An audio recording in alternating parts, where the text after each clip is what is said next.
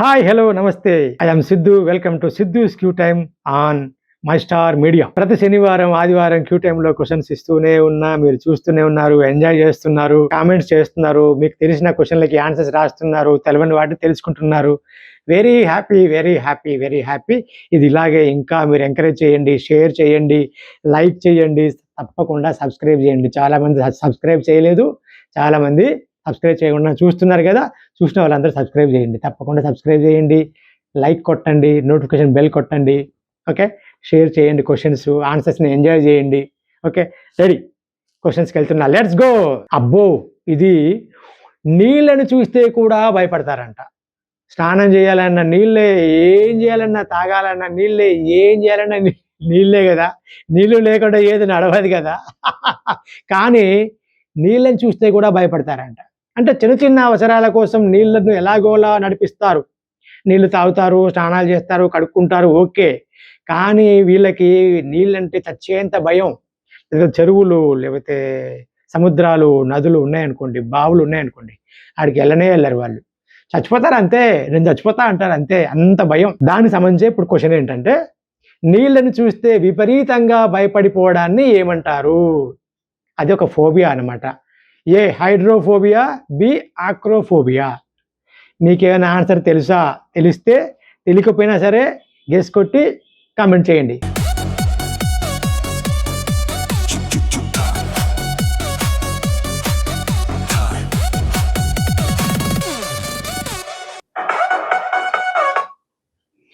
ఇది చాలా ఇంట్రెస్టింగ్గా ఉంటుంది. ఇప్పుడు నేను అడగబోయే క్వశ్చన్కి ఖచ్చితంగా మీరు ఆన్సర్ చేస్తారు, రైట్ ఆన్సరే చేస్తారు అని అనుకుంటున్నా.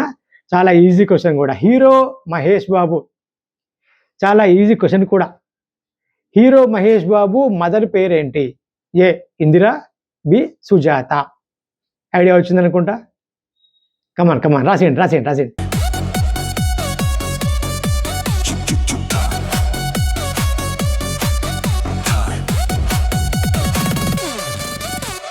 క్యాలెండర్లో నెలలు, చాలా నెలలు ఉన్నాయి. ఎన్ని? 12. ఇప్పుడు మొత్తం ఆర్డర్లు చెప్పమంటున్నానా ఏంటి? చెప్పమనట్లే, ఆర్డర్లు అందరం చెప్తాం. కానీ ఒక చిన్న లిటిగేషన్ ఉంది. ఏంటంటే ఏ నెలలోనూ ఉండదు, డిసెంబర్లో మాత్రమే ఉంటుంది. అదేంటి? ఏ ఆప్షన్ బి, బి ఆప్షన్లో డి, బి డి. ఏది ఉంటుంది? కొంచెం లాజికల్గా ఆలోచించండి, ఆన్సర్ పెట్టేయండి. కమాన్, రాసేయండి.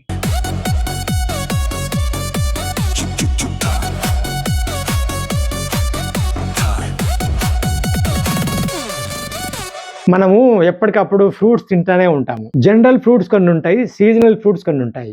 ఇప్పుడు బనానా, ఆపిల్, దానిమ్మకాయ, ఇలాంటివన్నీ కూడా ఎప్పుడైనా దొరుకుతాయి మనకి, ఎప్పుడైనా తినొచ్చు. కానీ సీజనల్గా దొరికేటి కొన్ని ఉంటాయి, మాత్రం మస్ట్గా తినాలి. ఎగ్జాంపుల్ సీతాఫలాలు, నల్ల నేరేడు, ఉసిరికాయలు. ఇప్పుడు ఉసిరికాయలు ఉంటున్నాయి, రెగ్యులర్గా ఉంటున్నాయి కావచ్చు. అలాగే మామిడి పండ్లు, మెయిన్గా సమ్మర్ వచ్చిందంటే మామిడి పండ్లు దంచుకోవడే. మామిడి పండ్లకు సంబంధించిన క్వశ్చన్ చాలా ఇంట్రెస్టింగ్ గా ఉంది, ఇప్పుడు వినండి. అత్యంత ఖరీదైన మామిడి పండు ఏది? అది ఏ రకం? ఏ మియాజాకి, బి మల్గోపా. ఎంత ఖరీదైంది ఏంటి అనేది నేను తర్వాత ఎక్స్ప్లెయిన్ చేస్తా. ఇప్పుడైతే మీరు ఆన్సర్ రాయండి.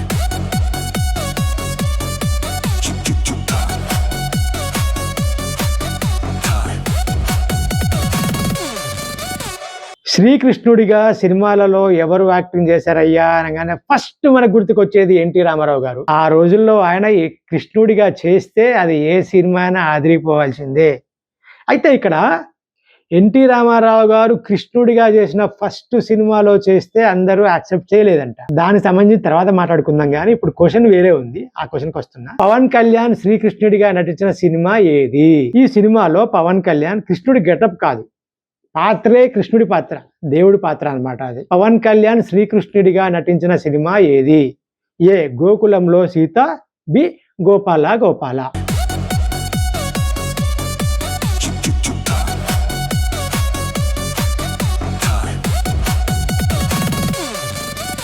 ఇప్పుడు పండ్లు ఉన్నాయి కదా, పండ్లకు ఒక రాజు ఉంటాడు, జంతువుల్లో ఒక రాజు ఉంటాడు. ఇట్లా ఒక్కొక్క దాంట్లో ఒక్కొక్కరిని కింగ్ అంటుంటారు. అలాగే ఫ్రూట్స్లో కింగ్ అని ఎవరిని అన్నారు అనేదే క్వశ్చన్. ఇప్పుడు కింగ్ ఆఫ్ ఫ్రూట్స్ అని ఏ పండును అంటారు?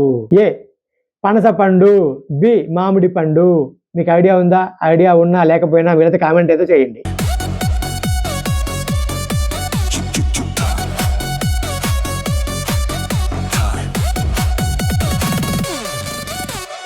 ఇది వెరీ ఇంట్రెస్టింగ్ క్వశ్చన్ తెలుసా?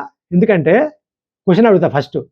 మన బాడీలో ఒకదాన్ని కోసి అవతల పారేసినా సరే మనకి ఏం కాదు.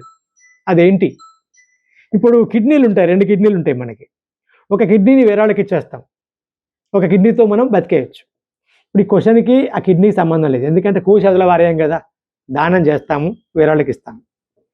ఇప్పుడు క్వశ్చన్ ఏంటి? మన బాడీలో ఒకదాన్ని కోసి అవతల పారేసినా సరే మనకి ఏం కాదు, అదేంటి అంటే ఆ అవయవం మనకు అవసరమే లేదు, ఏ పని చేయదు, మనకి తీయలో వారేయచ్చు అనమాట. అదేంటి? ఏ ఉండుకం, ఇంగ్లీష్లో అపెండిక్స్ అంటారు. బి ఊపిరితిత్తి, ఇంగ్లీష్లో లంగ్స్ అంటారు. సో ఈ రెండిట్లో దేన్ని తీసి అవతల వారేస్తే మనకి ఏం కాదు? గెస్ కొట్టండి. నాకు తెలిసి మీరు గెస్ కొట్టారు. ఖచ్చితంగా మీరు చాలామంది దీనికి రైట్ ఆన్సర్ రాస్తారు.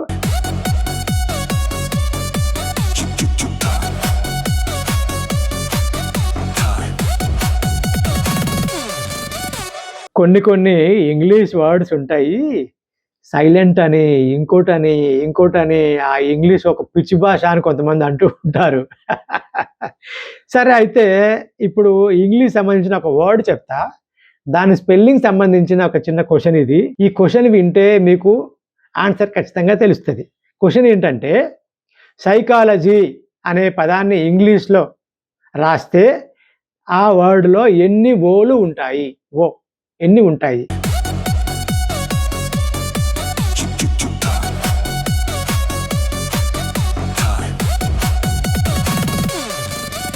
పిల్లలు స్కూల్కి వెళ్ళొస్తారా? మార్నింగ్ నుంచి ఈవినింగ్ దాకా స్కూల్లో ఉండి ఈవినింగ్ వస్తే మళ్ళీ హోంవర్క్ చేయాలా? పిల్లలు కొంతమంది చేయలేక అమ్మో నా వల్ల కావట్లేదు అంటే పేరెంట్స్ చేస్తారు, వాళ్ళ బాధ చూడలేక.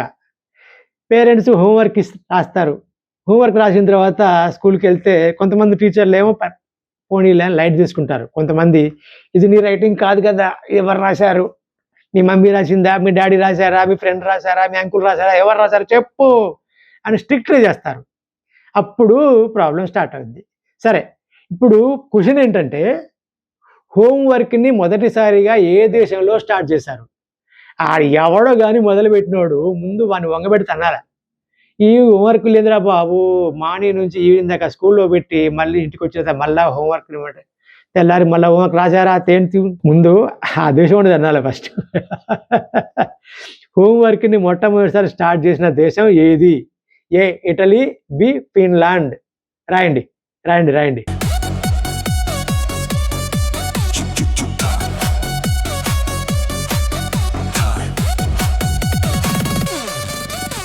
ఈ క్వశ్చన్కి అందరూ రైట్ ఆన్సర్ పెడతారు. చాలా ఈజీ క్వశ్చన్. ఏమంటారు? చూద్దామంటారా? Okay, ready. సౌత్ ఆఫ్రికాలో అప్పుడే పుట్టిన వాడి నోట్లో ఎన్ని దంతాలు ఉంటాయి? ఏ 10, బి 0. పెట్టేయండి, ఆన్సర్ పెట్టేయండి.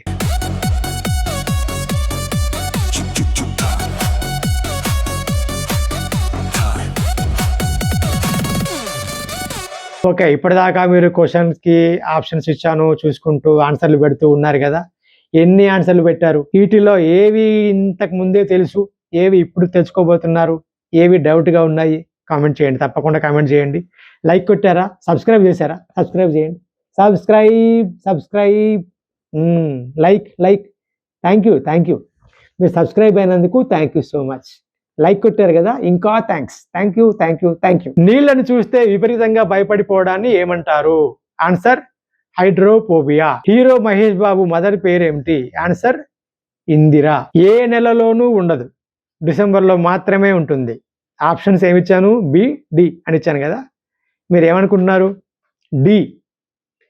డిసెంబర్లో డితో స్టార్ట్ అవుద్ది, మిగతా స్పెల్లింగ్స్ అన్నీ ఉంటాయి మిగతా నెలల్లో, కానీ డి ఏ నెలలోనూ లేదు. అబ్జర్వ్ చేయండి. జనవరి, ఫిబ్రవరి, March, April, May, June, July, August, September, October, November ఎక్కడా డి లేదు. డిసెంబర్లో మాత్రమే ఉంది. జస్ట్ సరదా క్వశ్చన్ ఇది. ఎంతమంది ఆన్సర్ చేశారు దీన్ని? అత్యంత ఖరీదైన మామిడి పండు ఏది? అది ఏ రకం? మియాజాకి. ఆ రకం పేరు మియాజాకి, అది జపాన్లో ఉంది. వాళ్ళ దగ్గర ఈ పండు అత్యంత ఖరీదైంది. ఎంత అంటే 2.5 లక్షలు. మినిమం 2.5 లక్షలు, ఇంకా పైనే ఉంటాయి. నాణ్యతను బట్టి, క్వాలిటీని బట్టి ఇంకా రేటు పెరుగుద్ది. 3.5 లక్షల దాకా ఉందంట ఒక కిలోకి. ఒక పండు కాదు, ఒక కిలో. పవన్ కళ్యాణ్ శ్రీకృష్ణుడిగా నటించిన సినిమా ఏది? గోపాల. ఆ సినిమాలో ఆయన శ్రీకృష్ణుడు దేవుడిగా నటించాడు, వెంకటేష్ ఆయన భక్తుడిగా నటించాడు. సో అందులో కృష్ణుడు ఎవరంటే Pawan Kalyan. Gopala king of fruits అని ఏ పండుని అంటారు? మామిడి పండు. పనస పండు ఇంతలా ఉంది కానీ దాన్ని కాదు, మామిడి పండునే అంటారు. మామిడి పండు క్వశ్చన్లు ఇలా 2 వచ్చినాయి కదా. ఒకే ఎపిసోడ్లో ఒకే దానికి సంబంధించిన 2 క్వశ్చన్లు వస్తుంటే మీకు ఓకేనా, కాదంటారా? కాదు అంటే నేను ఇట్లా చేయను. ఒక క్వశ్చన్ వచ్చిన తర్వాత సేమ్ అలాంటి క్వశ్చన్ మళ్ళీ ఇంకోటి రాకుండా చూసుకుంటా. మీరు కామెంట్ చేయకపోతే మీరు యాక్సెప్ట్ చేసినట్టే అనుకొని మళ్ళీ రిపీట్ చేస్తూనే ఉంటా. మీరేమంటారు? మీ ఒపీనియన్ ఏంటి? తప్పనిసరిగా కామెంట్ చేయండి. మన బాడీలో ఒకదాన్ని కోసి అవతల బారేసినా సరే మనకి ఏం కాదు. అదేంటి అని అంటే ఉండుకం, అపెండిస్ ఆపరేషన్ అయిందంటారు కదా, అది తెలుగులో ఉండుకం అంటారు, ఇంగ్లీష్లో అపెండిస్ అంటారు. చాలా మందికి ఉండుకం అంటే తెలియదు, అపెండిస్ అంటే తెలుసు. అందుకే నేను బ్రాకెట్లో అపెండిస్ అని ఇచ్చా. ఒకప్పుడు ఇప్పుడు మనుషులు ఆది మానవులుగా ఉన్నప్పుడు పచ్చి మాంసాన్ని కోసుకొని తినేవాళ్ళంట, పచ్చి మాంసాన్ని పీక్కొని తినేవాళ్ళంట. అట్లాంటప్పుడు ఈ ఉండుకం అనే దాన్ని అరిగించడానికి ఉపయోగపడిందంట. అయితే మనం వండుకొని తింటున్నాం కొన్ని తరాల నుంచి, కానీ మనకు మానవ నిర్మితం న్యాచురల్ గానే ఉండుకం అపెండిస్ అనేది పేగు ఉంటది. దానికి ఎప్పుడు పని లేదు కాబట్టి అది ఓవైపు అట్లా పడిపోయి ఉంటది. పొరపాటున ఎప్పుడైనా ఒక అన్నం మెతుకో వాటర్ డ్రాప్ లోపలికి వెళ్ళింది అనుకోండి, అప్పుడు అది ఉబ్బుతుంది. పనేం లేదు కదా దానికి అర్థం కాదు. ఏదో వచ్చింది ఇప్పుడు నేను ఏం చేయాలి, లేజీగా ఉంటుంది. అది లటకన వచ్చేసరికి దానికి అర్థం కాక దానికి ఇన్ఫెక్ట్ లాగా అయిపోయి అది వాసితా ఉంటుంది. అది వాసి పెద్దగా అవుతా ఉంటుంది. సో అప్పుడు మనకి 24 గంటల కడుపు నొప్పి అంటారు, లేకపోతే అపెండిసైటిస్ అంటారు. అలా వచ్చినప్పుడు ఇమ్మీడియట్ గా ట్రీట్మెంట్ తీసుకోవాలి, లేదా సర్జరీ చేసి ఉండుకం తీసిపడేయాలి. అలా తీసేస్తే ఎప్పటికైనా సేఫ్టీ. ఈ మధ్య కాలంలో చాలా మందికి అపెండిసైటిస్ ఆపరేషన్ జరుగుతున్నాయి. సైకాలజీ ఇంగ్లీష్ స్పెల్లింగ్ లో ఎన్ని ఓలు ఉంటాయి? 2 ఉంటాయి. స్పెల్లింగ్ ఇస్తున్నా చూడండి. హోంవర్క్ ని మొదటగా మొదలుపెట్టిన దేశం ఏది? ఇటలీ. సౌత్ ఆఫ్రికాలో అప్పుడే పుట్టిన వాడి నోట్లో ఎన్ని దంతాలు ఉంటాయి? మీరు ఆన్సర్ ఏం పెట్టారు? 0.